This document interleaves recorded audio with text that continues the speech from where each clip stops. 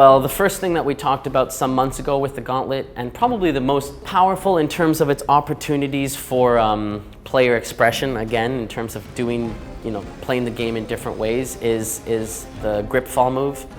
So quite simply, any vertical surface in the game, the prince can and will slam the claws in his gauntlet into the wall and slide down, and the player maintains lateral control.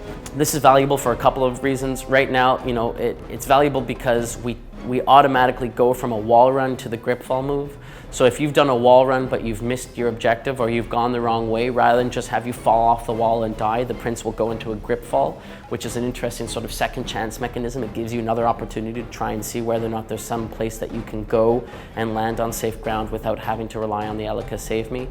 Obviously, it creates interesting opportunities for just kind of bouncing around with the jump anywhere philosophy I talked about earlier, bouncing around and grip falling around in order to find just whether or not there are different pathways that you can explore. And of course, a lot of the light seed collection does depend on the use of those two abilities in various ways in order to reach platforms and areas in the world that are not sort of on the main path.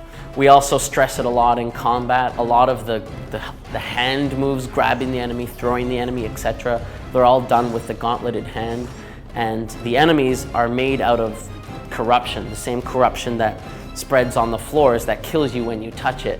So our philosophy there was quite simply, because he's got this gauntleted hand, he can be in physical contact with the enemies because it's not going to kill him on touch. So if ever he's touching the enemies in combat, you'll notice it's always with the gauntleted hand. It's a small detail, but it's an important one in terms of sort of consistency of the universe, at least we believe.